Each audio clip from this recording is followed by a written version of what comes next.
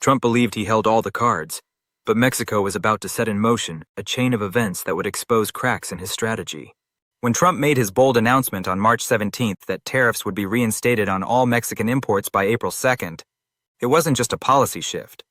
It was a declaration of economic war. The consequences were swift and wide-reaching. Bloomberg described it as a supply chain panic that rippled through three major global currencies. The 10% tariff would impact nearly $475 billion in annual trade between the U.S. and Mexico, with industries like automotive, agriculture, and electronics, sectors that rely on smooth cross-border logistics, being hit hardest. Within just 48 hours, the markets reacted sharply.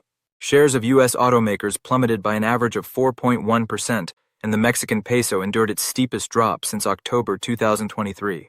Behind the scenes, U.S. governors from states like Arizona, Texas, and California were privately warned of the catastrophic job losses that could follow in export-dependent counties. But the Trump administration stood firm, citing national security and border enforcement as the reasoning for the tariffs. Internal memos leaked to Politico, however, revealed the real motive: a political calculation aimed at shaping the optics ahead of the April GOP primaries. What Trump didn't foresee was the calculated, fierce response from Mexico. The country wasn't bluffing, and neither was Canada. Instead of retaliating with tariffs, Mexico's President-elect Claudia Sheinbaum demonstrated strength through restraint. Within hours of Trump's announcement, Sheinbaum convened her economic team and released a single-page public response. Instead of launching a direct counterattack, she unveiled a list of 34 major U.S. companies operating in Mexico. High-profile names like Tesla, Deere & Company, and Cargill. The message was clear. These U.S. corporate giants, not Mexico's exporters, would bear the brunt of the tariffs. Reuters described it as a warning without a word, and it worked. By March 19th, the pressure mounted. CEOs from across the U.S. economy began pushing Republican lawmakers to block the tariffs, warning of potential cost increases, $3,800 more per vehicle, and billions in losses across the agricultural sector. Even Canada, known for its diplomatic caution, quietly mobilized. Former Canadian Deputy Prime Minister Chrystia Freeland attempted to broker a trilateral call with the U.S. and Mexico, but Sheinbaum prioritized direct talks with U.S. governors, particularly those in Texas and Illinois. The question remained: how did Mexico know exactly where to apply pressure? How did they understand the vulnerabilities within the U.S. system? The answer began to unfold on March 18th, when Canadian trade officials launched an emergency review of their automotive sector's dependence on Mexican-made parts. A report revealed that over 58% of Canadian car exports relied on Mexican components.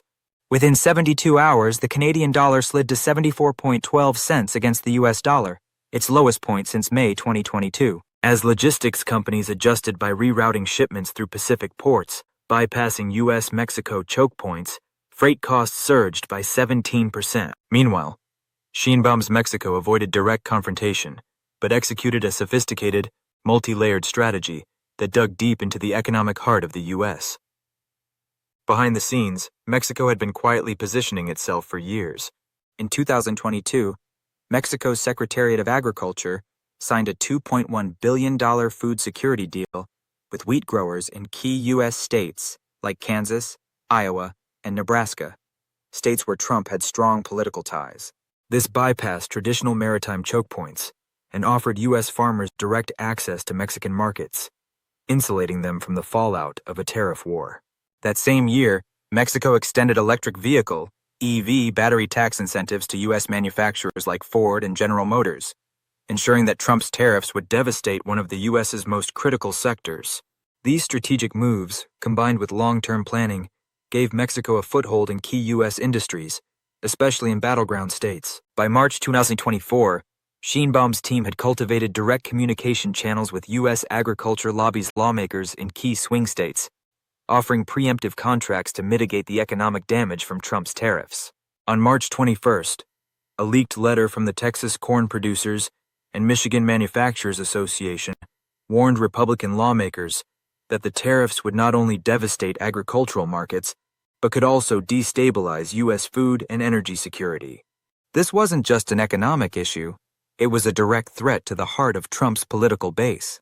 Without firing a single diplomatic shot, Mexico had weaponized economic interdependence and used it to launch a powerful political pressure campaign. The U.S. found itself vulnerable, not just in terms of trade, but in its very internal politics. What if Trump, sensing weakness in Mexico's restraint, decided to escalate? What if he misjudged Mexico's calculated composure and reimposed the tariffs anyway? Mexico's response, according to a draft memo obtained by Reuters, wouldn't come from the presidential palace in Mexico City. Instead, it would emerge from the grassroots, the very industries and regions where the political stakes were highest in the U.S.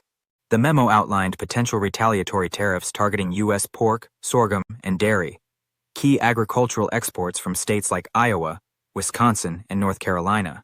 These states are precisely where Trump's 2024 campaign would be most vulnerable. The retaliatory measures could lead to an estimated $1.8 billion loss in U.S. agricultural exports in just 90 days. But the political fallout would be even more significant. As former Mexican trade negotiator Kenneth Smith Ramos told the Wall Street Journal, Mexico's leverage isn't just in its commodities. It's in where those commodities are produced and how they influence U.S. elections. Mexico understood something critical. It didn't need to engage in a blunt force trade war. Instead, it could strike the U.S. where it hurt the most, at home, in the swing states that would determine the electoral balance. Sheinbaum's strategy represents a seismic shift in global trade diplomacy.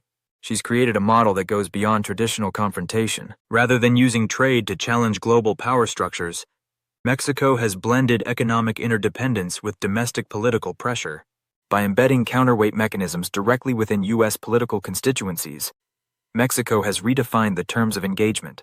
Her approach is a masterclass in subnational diplomacy. As Harvard Kennedy School's professor Danny Roderick noted, Sheinbaum has turned the design of NAFTA, and by extension trade agreements, on its head. Instead of using it as a tool for confrontation, she's turned it into a shield, a deterrent against aggression. This is a new form of diplomacy, one that punishes escalation with distributed domestic costs, rather than costly international showdowns. If this strategy works, it could set a precedent with global ramifications.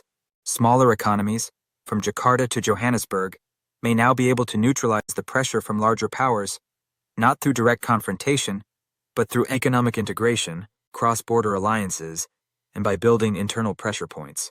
This new model could reshape the balance of power in global trade for years to come.